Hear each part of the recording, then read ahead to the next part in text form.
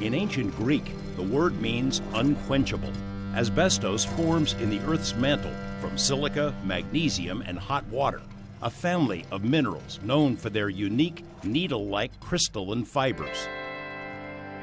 Humans have mined and exploited asbestos and its unique properties for more than 4,000 years, and for just as long, its deadly, invisible fibers have been killing us. I've been diagnosed as having asbestos disease. I've got pleural thickening on my lungs, and but I would consider myself one of the fortunate ones. Lots of people have died that we know, people we worked with. My wife, right now, she's over there, and there's the idea that she's got bronchial tubes that are full of asbestos. So it is a very miserable kind of way to have to part from the world. Because you know you're going to suffocate before you die. We don't know what we're all being exposed to here. We don't know the concentrations. If you trust your government, you trust the health people, then you can sleep well tonight. The link between asbestos and a range of deadly diseases is established science. There's no question it kills us. Once it gets into the lungs, it never comes out. So when a team of scientists discovered deposits of natural asbestos over a large area of southern Nevada, you might think public health officials would want to get the word out. You'd be wrong.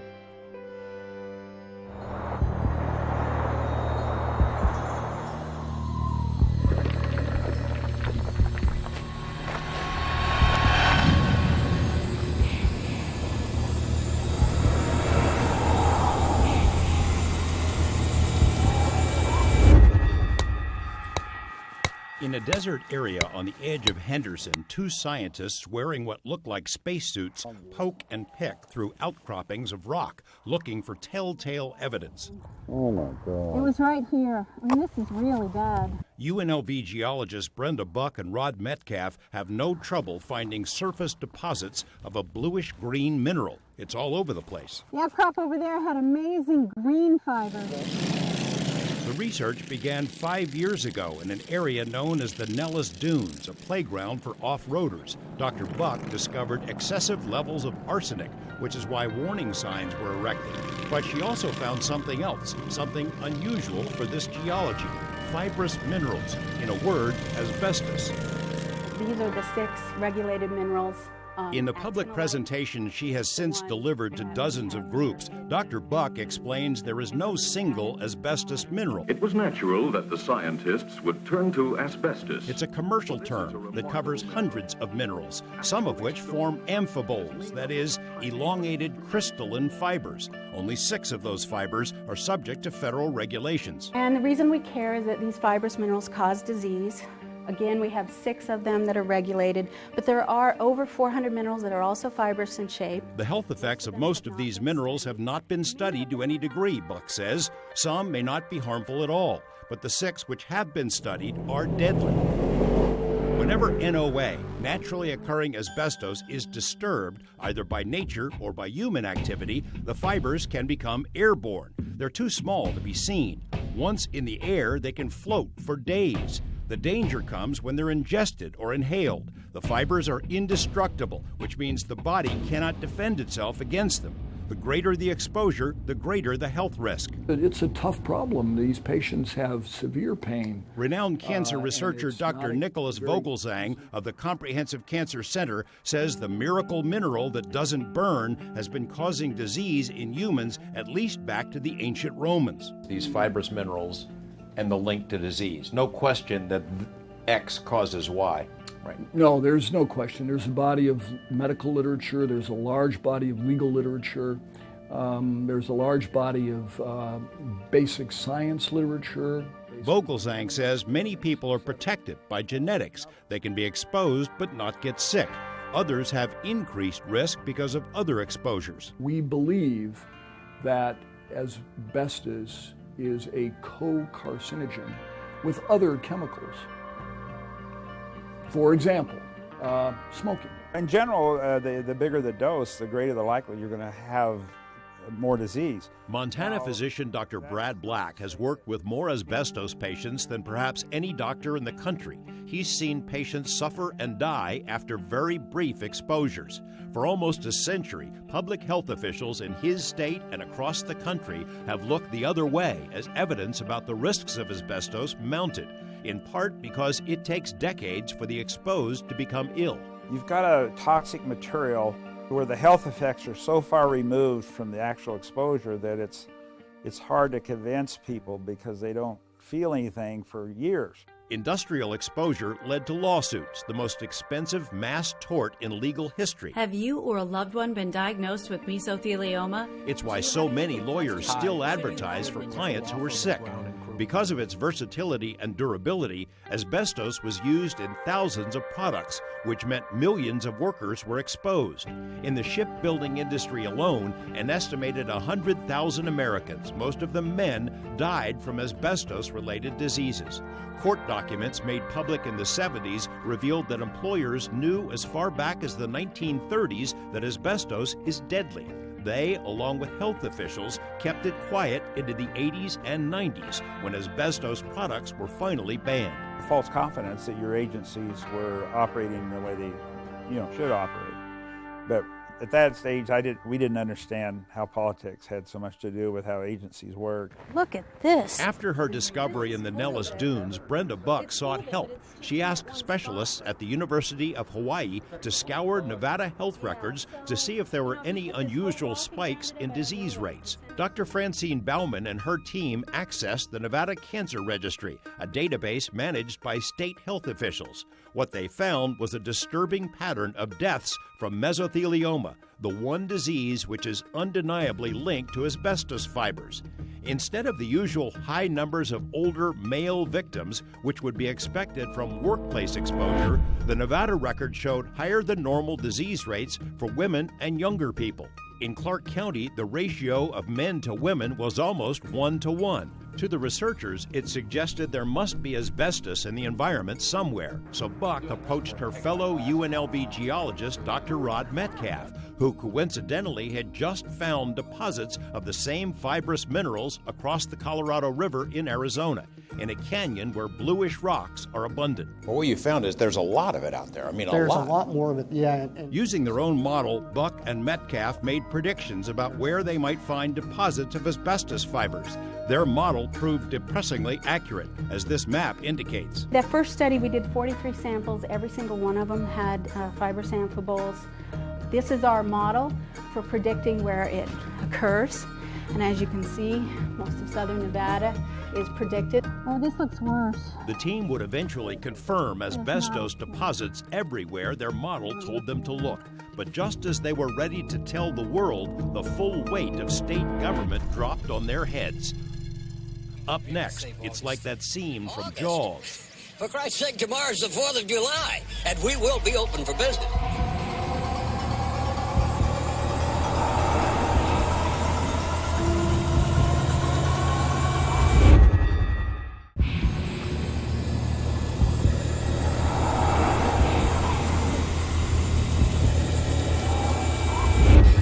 We depend on the summer people here for our very lives. In Steven Spielberg's classic thriller Jaws, the mayor of Amity Island thought it would be bad for business if the public was told the truth about a terrible danger lurking just offshore. Now, if you fellas are concerned about the beaches, you do whatever you have to make them safe. But those beaches will be open for this weekend. As a plot device in a movie, it works.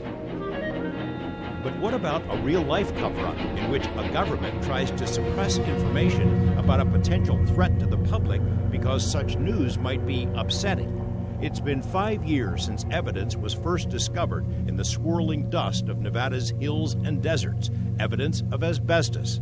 Is it a danger to unsuspecting residents, the scientist wondered. But people in high places didn't want the public to ever hear the question. No matter what, when we get home, we strip off and wash immediately, get everything in the laundry, try not to bring it into the house, to our families. Brenda Buck and her colleague Rod Metcalf are sometimes chided for overdoing it when they slip into their protective suits. But they know the deadly history of asbestos. The too, have spent the past few years mapping the location of potentially lethal fibers in southern Nevada. Just look at how blue this is. They found it in the McCullough Mountains, adjacent to neighborhoods, a college campus, an elementary school. Their model predicted it would be found over much of southern Nevada, but as they prepared to make their findings public in 2012, they received a harsh letter sent by their employer, the state of Nevada. It was a notice to cease and desist. It threatened the professors with legal action if they did anything to make their findings public. They were stunned, angry, but intimidated into complying with the order. We are breathing asbestos fibers, and I want to know how much, and I want to know who's at risk, and what can we do to make our lives healthier. And I feel like they're not helping. I mean, it's hard for me to imagine that the primary concern here is the health and safety of the citizens in southern Nevada. I'm a citizen in southern Nevada. My children are citizens in southern Nevada. My grandchildren are citizens of southern Nevada. And from that standpoint, I'm a bit outraged. The scientists, along with a team of epidemiologists at the University of Hawaii, were preparing to release a paper which revealed a possible link between natural asbestos and elevated levels of mesothelioma in southern Nevada. Before the paper was released, an abstract or synopsis was published. When state health officials heard about the abstract, they pounced. I got the cease and desist order 36 hours before I was to get on the plane to go to fly east to go to this Geological Society of America meeting where I was going to present this, and it scared me. The cease and desist letter came from Chief Health Officer Dr. Tracy Green. It ordered the researchers to retract their abstract, stop any publishing, and to not speak about their findings in public or face legal action. They were also told they could never again access the Nevada Cancer Registry. It seemed very heavy-handed and no discussion. The legal basis for the state action was this, an agreement signed by the lead investigator, Dr. Francine Baumann of Hawaii. If the team was to be allowed access to the Nevada Cancer Registry, it had to promise that nothing could be published until the state reviewed and approved it. Even though the abstract was just a summary, not a paper, the state considered it a violation of the contract. Baumann says she was shocked. I work in France, but I've never seen that public data you could be forbidden for. What Dr. Baumann and her team had found in the records was a strong indication of environmental exposure, 133 cases of death from mesothelioma, an always fatal disease which is caused by asbestos fibers. What stood out is the number of women who died was 3 times the national average. The number of younger adults was 5 times the average. Those numbers told Buck and Metcalf there was natural asbestos somewhere. We do have the minerals. They are here. We did predict we would find them, and we did. RTC and the state found them, just as we said. But when the state issued its cease and desist order, all work on the paper stopped. Baumann sent a torrent of messages to state health officials, apologizing for the abstract, but pleading that they allow the research to continue and to go public. The answer was no. The Cancer Registry is public information managed by a public agency. So what issue was so important that the study needed to be shut down? We met the officials who made the decision, but answers were hard to get. All of our data is public, our lists are public, so the information is available to the public. Except if you say no. I mean, we only say no if there's been disregard or contractual break. So what's important is the contract, the one which says the state has to approve of any report Baumann makes public. It's public information. Correct. But it can only be released if you say yes. No, that's not true. You just told me that you review it, though. We review it before it is requested to be released. We don't determine whether it's to be released or not. So in this case, where the cease and desist order was issued, is the problem with the content of the paper, or the problem is that they didn't ask for permission to publish that abstract? I would say that everybody is entitled to publish anything. We are in a free country. The issue is, if you violate the contract, that it has to be reviewed by the state health officer. The cease and desist achieved its objectives. It stopped the research, and yet the state still denies that it interfered. But I mean, you told them no. Is that right? I mean, you did tell them no. We didn't really tell them no. You can publish anything you want. Right. What is the cease and desist order then? What did that say? The cease and desist specifically told them that they were not allowed to re-access data from us because of their blatant disregard for the contract they had signed. And the contract being, you have to clear it with us before you publish. You have to provide it to us, not clear it by us, but provide it to us to review prior to requesting publication anywhere publicly. So if they had provided this and followed the rule, you would have had no problem with that paper? Absolutely not. But in all of the correspondence that followed, the content of the paper, that is, the discussion of a possible link to disease, is the dominant issue raised by the state. So to my mind, they're using us as an excuse because they don't like the interpretation. I think what's more important here is they're putting that ahead of the health of the citizens of Southern Nevada. From the beginning, state health officials have unleashed a dazzling display of doublespeak. They deny that they ever tried to stop the publication of the paper, yet that's exactly what that cease and desist order accomplished. They told us all their information is public, yet in the same breath said their files are mostly confidential. They denied ever requiring prior approval to publication, yet that's exactly what's in the contract they require researchers to sign. And they say they never tried to censor the study or kill the story, yet they have boasted in interviews that's exactly what they intended to do in order to prevent public panic. So which is it? Up next, the story of another asbestos cover-up and decades of lies that led to the largest environmental catastrophe in U.S. history. The company knew it, the doctors knew it, the hospital knew it, and it was just hidden.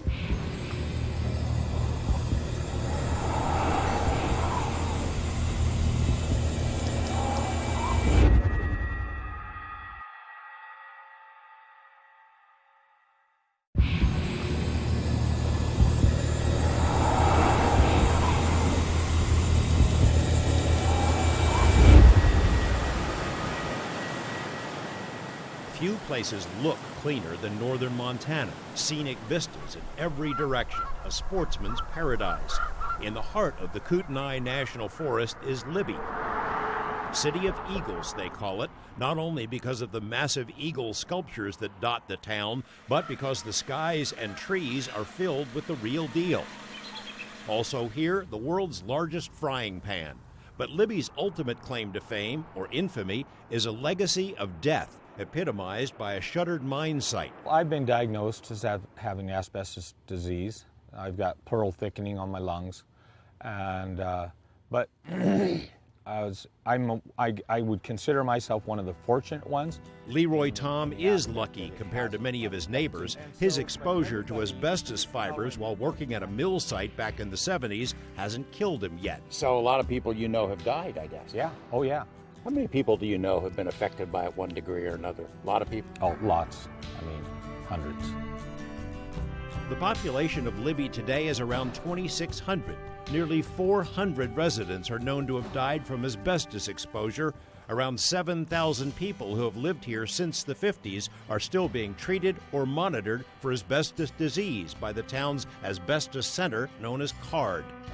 Knowing that's maybe the tip of the iceberg because this material and people traveled out away, and who knows what the full impact. Dr. Brad Black has seen hundreds of his friends and neighbors buried in the town cemetery. The suffering they endure while struggling to breathe is unimaginable. You'll have people that have been through the World War II, they've been through injuries, they've been through major surgeries, but if you ask them their biggest challenges, they'll, without a doubt, it's being not knowing when your last breath is coming each day. And so it is a very miserable kind of way to have to part from the world. The source of the suffering lies just below the topsoil around Libby. For most of the 20th century, vermiculite was mined and milled here. It's a multi-purpose mineral used in insulation, fireproofing, even potting soil. Millions of tons were extracted from the main mine, then transported through town and sent all over the world. Tons came to Nevada as insulation in strip hotels. Libby vermiculite vermiculite was one of the main contaminants when the World Trade Center fell. Mixed into the vermiculite were asbestos-like minerals. In Libby, the fibers were everywhere. A gigantic pile built up in the rail yard next to the town's baseball field, and kids would play on it for hours. Locals were allowed to take as much as they wanted for use as a garden fertilizer. It was insulation in most of the homes in town, and it was in the air. The company which operated the mine, W.R. Grace, knew its employees were getting sick because of exposure. Internal memos released years later show the longer a worker was employed at the mine, the more likely it was they developed lung disease. Montana political leaders, like the mine operators, looked the other way. It wasn't until a Seattle newspaper blew the lid off the scandal in 1999 that the EPA moved in and started to clean up the mess. Oh, no, they weren't honest, no. Red Munsell says he was exposed to asbestos via the dusty clothes his father wore home from the mine. He's had lung cancer twice and could barely make it out of the clinic before he had to stop to breathe. His wife and son are also sick.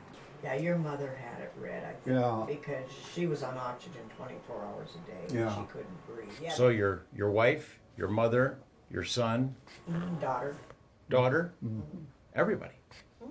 Yeah, it's a terrible disease. Yeah, it is, because you know you're going to suffocate before you die. Yeah, lots of people have died that we know, people we worked with, people that up here. Lyra Parker has been diagnosed with lung disease, so has her husband and her daughter, who used to watch the dust clouds as the heavy trucks rumbled past their property. Their nursery sits on the river just outside the mine. It was off limits for years as the EPA removed all the soil. The family lost more than their health. We lost everything. They came in here and they destroyed everything. We got out of here with the shirts on our back, basically. For the Parkers and others, the most bitter pill is not the disease that is ravaging their bodies. Rather, it's the fact that so many people knew the dust was deadly but didn't say anything. The company knew it, the doctors knew it, the hospital knew it, other people knew it, and it was just hidden. What happened in Libby ranks as the largest environmental and public health disaster in American history, far deadlier than 3 Mile Island or Love Canal. It took the EPA 15 years to develop a final cleanup plan. It was issued in the spring of 2015. The mine and its surrounding 36,000 acres are closed off, but locals fear it's still poisoning them via dust and maybe the water. Men in hazmat suits sample the streams which flow out of the mine site. Nevada health officials say there is no comparison between the natural asbestos found in the desert and the carnage caused by the Montana mining operation. But most of the people who became sick in Libby didn't work for the mine. They breathed the dust that blew everywhere, generated by what was in the soil all around them. There's way more people with disease that weren't workers than there are workers, by the thousands. I mean, there was several hundred workers versus several thousand people that have went through the clinic and been diagnosed. So, I mean, the numbers don't lie. Because of the long latency period, Dr. Black thinks there could be hundreds of people who've not yet developed asbestos disease and more who are sick but have resisted getting diagnosed. Not everyone who gets exposed gets sick, he says, but the greater the exposure, the greater the chance for disease. There's certainly ways to prevent the disease, and it's very simple, you know, and is to don't stir it up. In Nevada, that advice is being ignored. Heavy equipment is already rumbling as part of projects much larger than the Libby mine, plowing right through the heart of the asbestos fields.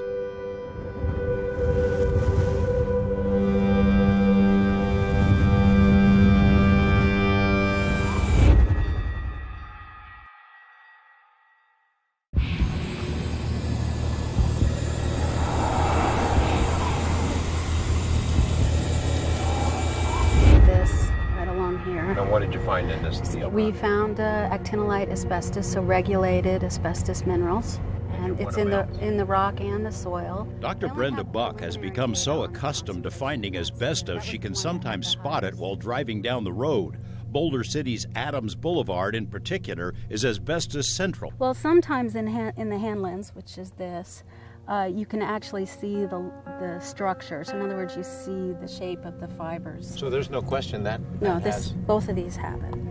And this green and bluish color is fibers. The long outcropping on Adams is a popular place for hiking, biking, and walking dogs, and it's right across the street from a neighborhood that gets dusted with asbestos every time the wind blows. Further down Adams, Dr. Buck spotted something in the dirt. Look at this. Look at that blue. That is it. What's significant about this field, infested with asbestos, is that it sits directly in front of Martha King Elementary School. But they built the school on ground zero, practically. Yeah, definitely. See, look at all the green. It's everywhere. And these are the high concentration, the green. Over several days, our camera observed as students and locals stirred up asbestos fibers. Kids hiked down from the school, climbed on the rocks, they stomped on the gravel, skateboarded in the dust, bounced balls, got fibers on their clothes and backpacks. Moms with infants rolled by in strollers. During one of our visits, Dr. Buck found rocks that stopped her in her tracks. Ooh, look at this. Oh my God, that is so blue. Yikes. I'm tempted to test this yet again, but generally that blue color is suggestive of the Libby minerals. In Libby, Montana, school kids played on heaping piles of contaminated soil. It took decades for them to get sick. Hundreds died. Government agencies knew it was dangerous, but the public was assured there was no risk. And in this circumstance, we don't see an increased risk to the community. Nevada health officials have parsed their words carefully, saying the discovery of asbestos in Clark County does not by itself increase the risk to the public. Each interview they've given has generated a reassuring, if misleading, headline. Now, there is no risk. No risk? The risk for the people in southern Nevada, in Clark County and in Nevada, is not increased. This is what I said.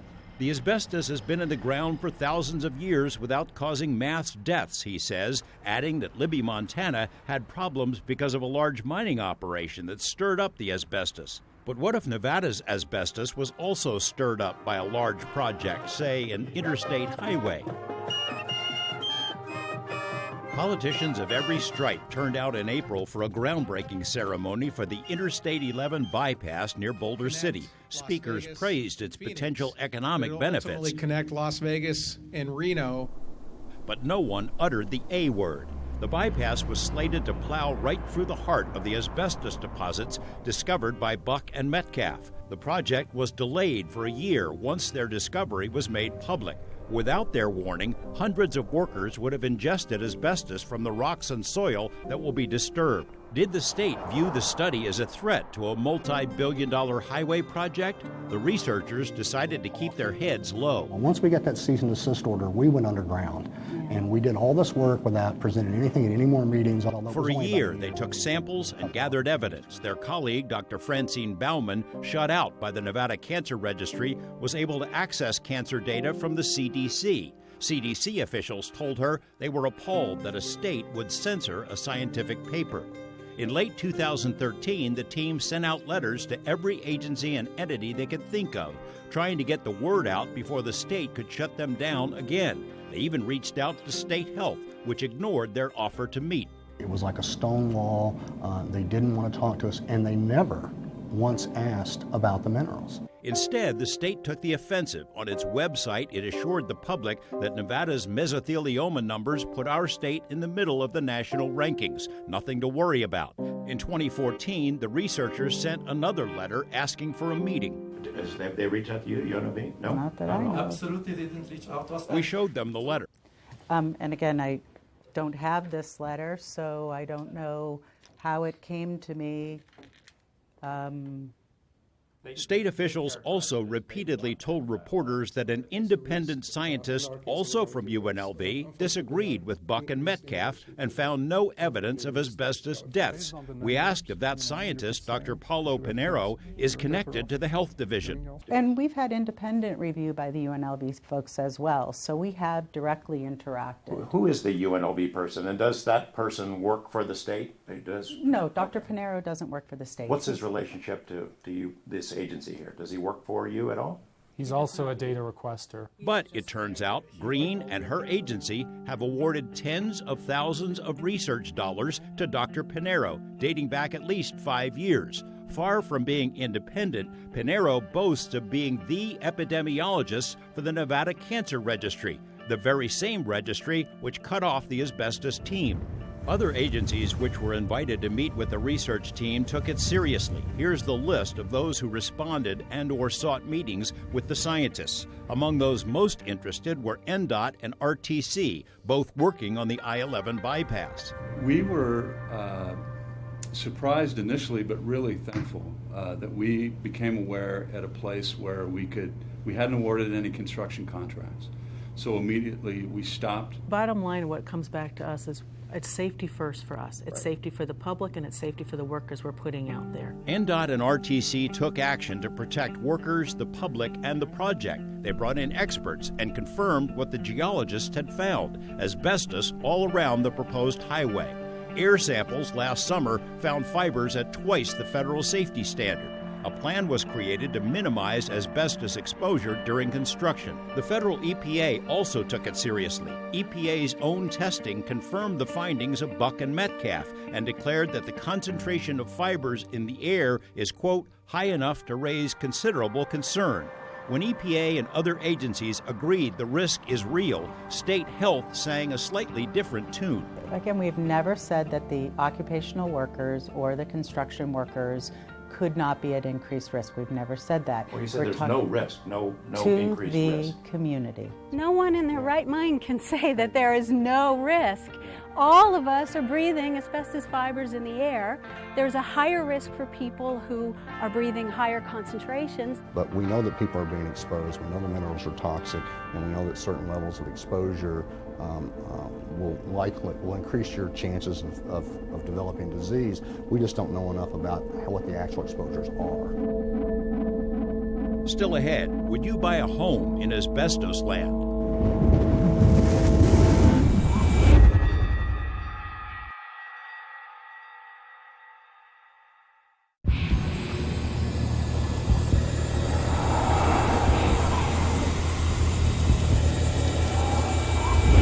In fact, where the doctor, after I came out and was getting the prognosis, he said, I was looking in there, how long have you been smoking?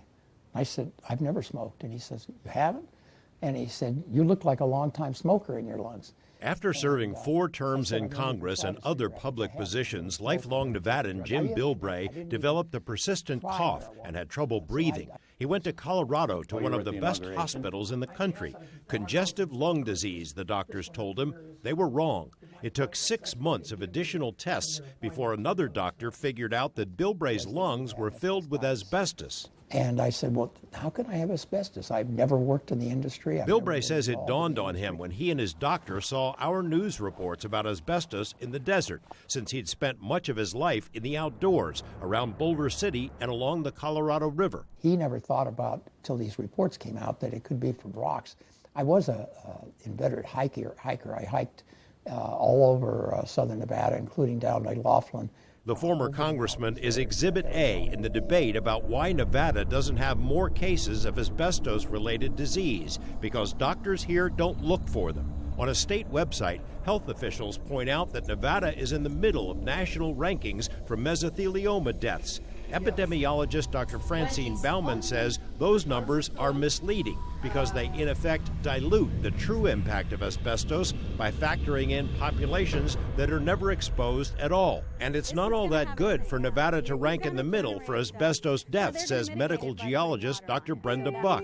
Nevada has never had shipbuilding or other industries known to cause most of the mesothelioma cases reported in other states. So why do we rank as high as we do? And they all kept saying, it's just a cough, pneumonia, that's it. Henderson residents Tammy Littleman and her mother Irene had an experience similar to Jim Bilbray's. Tammy's father started coughing in June of 2012 and didn't stop. The family trudged to dozens of doctors who put him through scores of grueling and expensive tests. We went to UMC Hospital, we went to Southern Hills Hospital, we were at St. Rose Sienna Hospital. So this went on from June until December 2013. Did anybody ask him about asbestos or Not exposure? one doctor, not one physician did. The family knew it couldn't be simple pneumonia or other diagnoses they were given, but it wasn't until they went to UCLA that doctors gave them the devastating news. And at that moment is when we found out my dad had mesothelioma. Yee Littleman had wasted 7 months getting treatment for conditions he didn't have and no treatment for what he did have. His death in 2014 was slow and excruciating. His family later pinpointed the likely exposure happened decades earlier when he worked at a power plant. But the lasting lesson for them is that doctors here are not thinking about asbestos at all. I was into ATVs, off-road biking, metal detecting, a little bit of everything in the outdoors desert area. I did a lot of riding down around the dry lake bed and south of that area. Tom Chasey is another longtime local who saw firsthand that Nevada doctors are not looking for asbestos damage. The former Metro police officer's breathing problems were blamed on his smoking habit. COPD, the doctor said. It wasn't until he coincidentally moved to Libby, Montana, that he got the straight story. Doctors at the Card Center knew immediately that his problems weren't from smoking. Lodged in his lungs were fibers just like this one from Boulder City. Every day is a struggle to breathe, and his doctors say his lungs will likely develop cancer soon enough. Do you remember, did your doctors, when you were down here, was there anybody ever ask, hey, were you exposed to asbestos? Is it part of a questionnaire? No, I was never asked that. If you hadn't moved to Libby, you would never have found out what the cause was. No, I would have never been diagnosed. I have no doubt about that. As Nevada tries to understand the potential impact of asbestos on public health, it becomes all too clear that physicians here simply do not consider asbestos as a possible cause for disease. If you're in the general practice of medicine, you're not likely to know very much about it. You really need to know about exposure. You need to know if somebody's been exposed. Otherwise, you could diagnose another condition because the findings are many times nonspecific. The true number of deaths from asbestos in Nevada could be much higher than what's ever reported to the state cancer registry, for the simple reason that Nevada doctors do not look for it when evaluating patients. And even if they did, patients here don't know they might have been exposed just by breathing dust. What's worse is this: mesothelioma is still a rare disease, but it's like a canary in a coal mine, an indicator. Exposure to asbestos can cause many other types of disease in the heart, lungs, stomach, and other organs. So it's the tip of the iceberg. And these are all the other diseases: ovarian cancers caused by asbestos, pleural fibrosis, asbestosis, and then these other things: depressed immune function, cardiovascular disease, gastrointestinal disease, autoimmune disease. When you have 1 case of mesothelioma, you have about 3 cases of lung cancer. And you can have other disease. I have to go to rehab a couple of times a week, breathing exercises, which I have to for the rest of my life. I mean, you cannot get better. But you can hope to get not any worse. Up next, landscaping material from throughout southern Nevada gets tested for asbestos.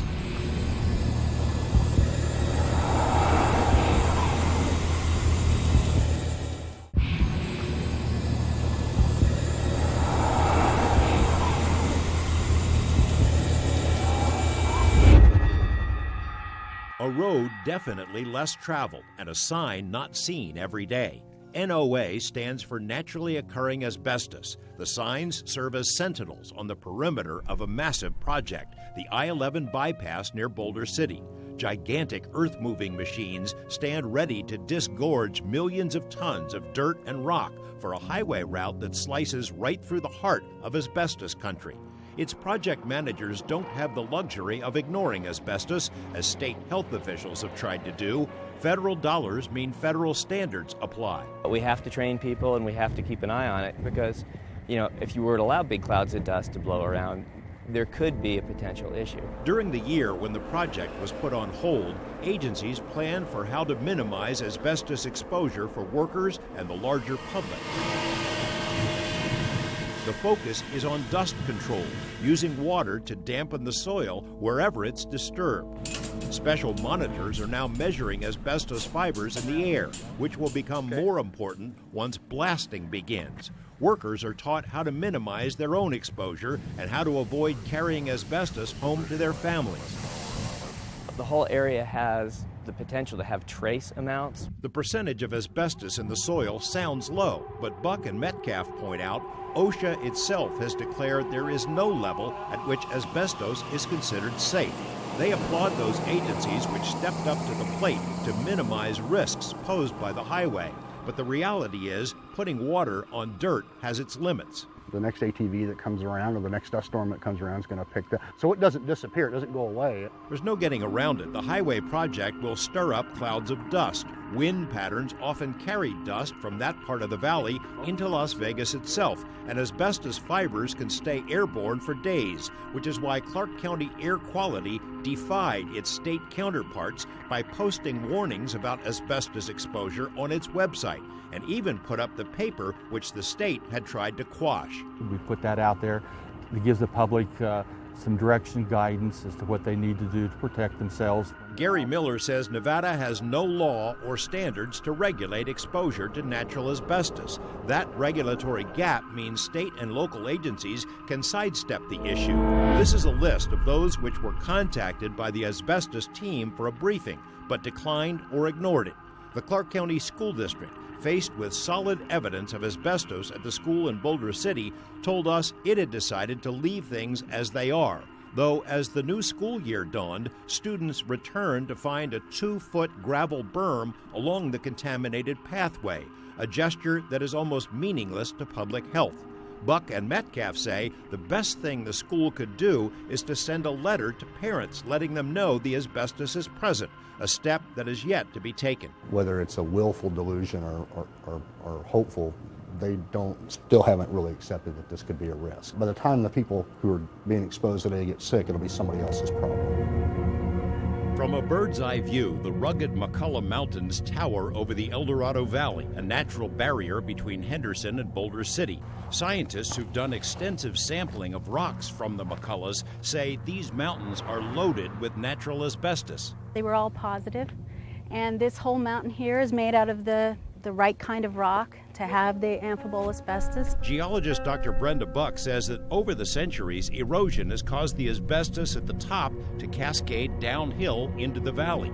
Tests confirm it's in the dust that blows across the playa, the same place where well-connected landowners and Henderson city officials hope to build homes. But also of interest to the geologists, a string of large sand and gravel pits at the base of the mountains. They've been operating for decades, supplying landscaping and building materials to public and private projects throughout southern Nevada. 2 of the pits are still active, and every day trucks filled with material from those pits rumble down local roadways with dust and sand spewing out behind them. Is there asbestos in the pits? It should have it. I have not tested it, but it's in the right place, and it's very likely that it would have it. Because Nevada has no regulations, the gravel pits are not required to test for asbestos before they sell a load of material.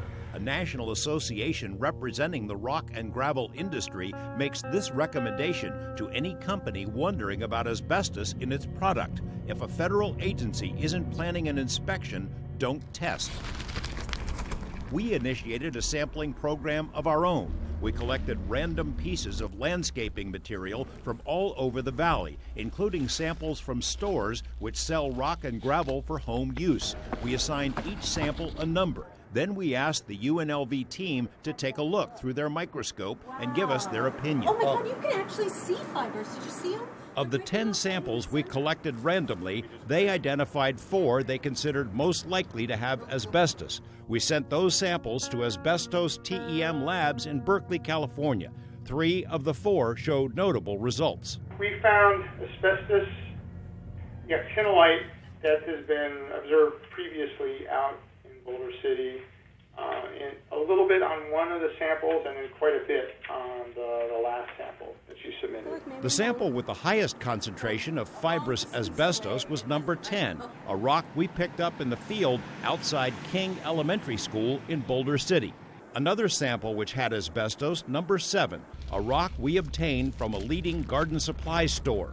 A third sample, number 9A, was a major surprise to the lab. It's a fibrous mineral called hollandite, one of 400 or so asbestos-like minerals not regulated by law. It was obtained from landscaping outside an office building in downtown Las Vegas. Under a microscope, it looks something like a chia pet. This is definitely a very fibrous mineral. Who knows whether it's hazardous or not.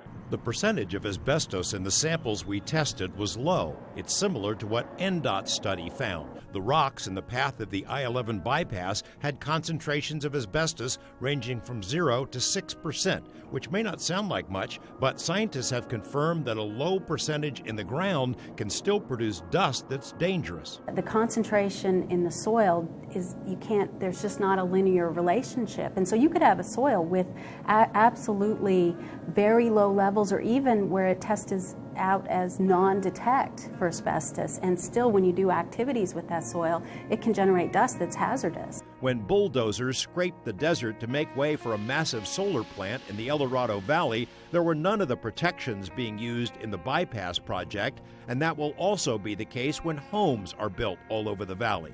The city of Henderson voted to annex the El Dorado Valley, and it's no secret why. Politically connected landowners want to build large housing subdivisions. Not only would there be no requirements to minimize asbestos dust during construction, they won't have to tell home buyers what's in the soil under their new houses. It's just insane to go build these new developments when we don't even know what the risk is to the people who live there now. And yet they want to put more people out there. The federal EPA has the expertise to deal with natural asbestos, but the twist is it has to be invited into a state. In Nevada, the invitation would have to come from the same health agency which denies that any problem exists.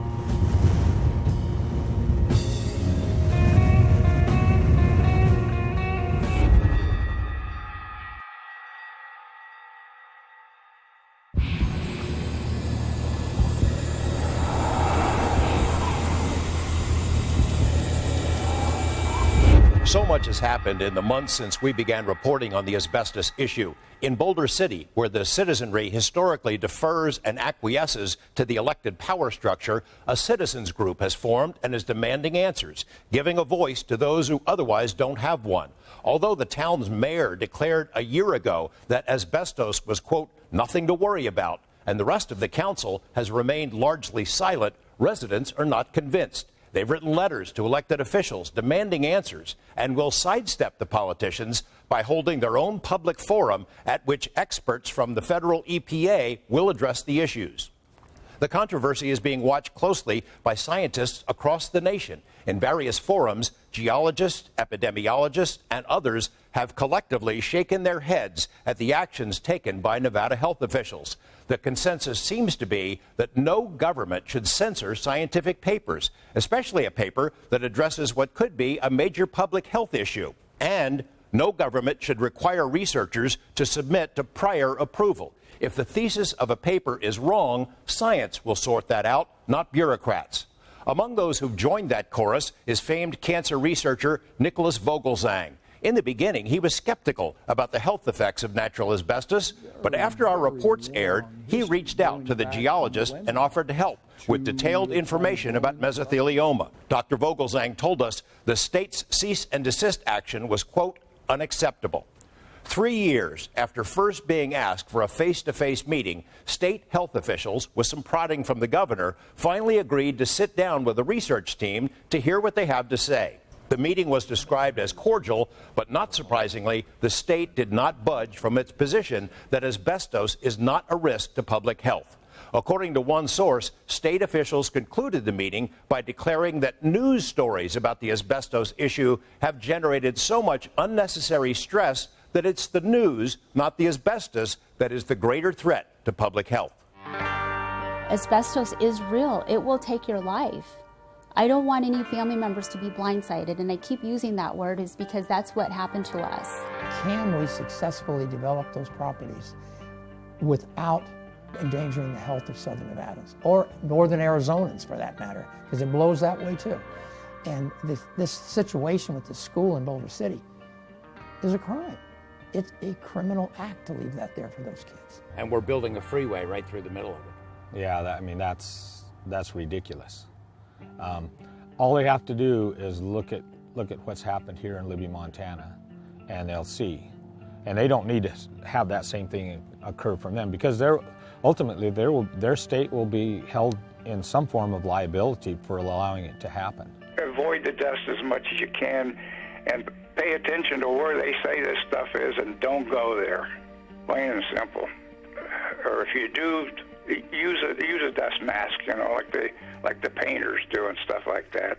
I know it's kind of not very macho, but down the road it may save your life. To characterize it as no risk, would you say that would be wishful thinking, or? Well, it defies what we know about those kind of materials. Anytime you handle those materials often enough and disturb them often enough such that they go into the air around you and you breathe them, the more you do that, the greater the likelihood you're going to run across some adverse health outcome. The bottom line is we don't know how many people are sick. We don't know how big a deal this is. We don't know what the exposures are. And this is exactly why we need the state health department to come down here and get those measurements. We need to find out what the risk is to the residents, not just the workers on the highway.